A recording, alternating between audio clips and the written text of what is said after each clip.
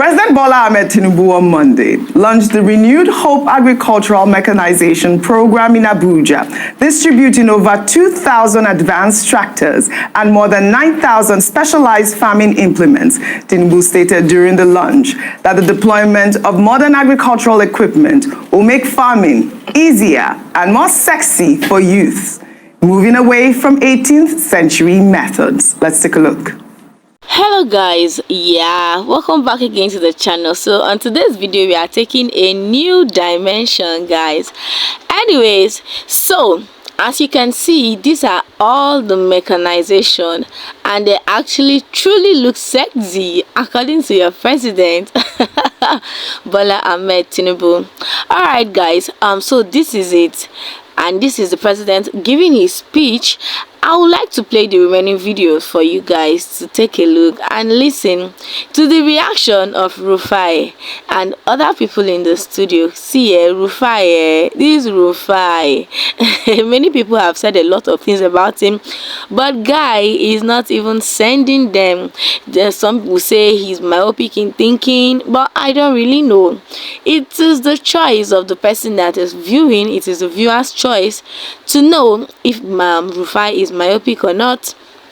Anyways guys, let's go ahead and listen to the people in the studio, guys, to know if truly they are in support of Bola Ahmed Tinubu's mechanization program and all of that.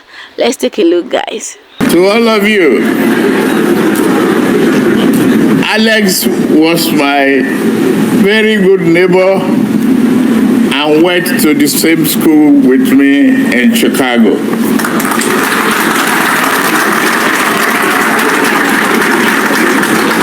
Position as the President of the Federal Republic of Nigeria, and Alex will be a successful businessman from Belarus to bring about a very successful collaboration and bilateral relationship that will promote economic prosperity and future of our two countries.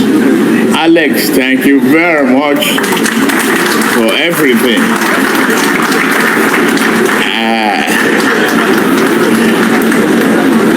I believe our university will be very, very proud that we are doing this here today.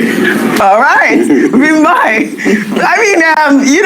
Chicago was actually trending because of this particular story. I think Chicago University, but it's nice to see the president and his classmate, he said, right? He was his schoolmate. Not classmate, schoolmate. Yeah. So there are differences. It could be younger, it could be older, it could be schoolmate. Go ahead. Rufai. Thank you so much. At least we now see the president's schoolmate. So for all you that say all sorts of things about the president, we've seen his schoolmate. And if you feel that you're not still impressed by that, there are records out there in Chicago. Go check if Alex went to Chicago. But that's the president's schoolmate. And it's just a deja vu moment to be able to see that the president has a schoolmate and they're doing well, they're very successful. But I'll raise concerns. Number one, and I'll read from Nigerian newspaper clippings. On the 17th of December 2024, a Vanguard news story said Rep probes non-delivery of 2,000 tractors orders despite 3 billion agreements. The agreement was estimated to cost Nigeria about $684 million and $138.6 billion as actual costs. That was in 2024. But also the interesting part is, the interesting part about this, on the 10th of June 2024, the Nigerian Agricultural Development Fund and AGCOM's International Trading Limited also signed an agreement to procure another 2,000 tractors. That company is a John Deere sales rep in Nigeria. That was to cost $70 million. So we're having two transactions. I think the question for clarity is, the government should be able to explain to us, are these deals different? Secondly, the deal with Alex's company was to be able to build those tractors locally. And the question we're asking is, I know we used to have Steyr and Bauchi. Maybe you might say that it's already moribund than the likes. But we have Bobcat in Port Harcourt that also build tractors. Why can't we also look inward as regards this? And I'll ask the following questions. Number one, Has the rep probe been cleared now with this delivery? How many has come in? Let's take stock of it. How will it be distributed? What's the tractor per kilometer? As I was tractor per kilometer, what's the cost per tractor? All right. Why Belarus? Couldn't we have gotten a better deal? Why didn't we look inwards? And where is the tender bid at which Alex's company did win the bid to be able to supply these tractors? And then, is this Alex's tractor deal different from that the federal government signed $70 million contract with AGCOMS for 2,000 tractors? And the question I also want to ask is, based on the reportage here, why is this one estimated to cost over $700 million and the other one cost $70 million? I think there are many questions we should be able to ask. And are those tractors being built here? Are they assembled here? Because they said it's going to be fixed here. Those are just the questions I want to ask. Okay. Yeah, those questions are valid. We can even add more to the questions. The key question that has been raised here is about cronyism. Is Mr. Alex, the schoolmate, getting this contract because he was a schoolmate of the president? Now, that would be favoritism. That would be cronyism. So his involvement in the entire process, how transparent and accountable is that? Two, the people talking about Chicago, I think, they're just being mischievous. It's not relevant. The election period is over. Yes. The Nigerian Constitution talks about the eligibility for the office of the president, Section 131. And those conditions is that you must be up to 40 years old, you must have school cert or its equivalent.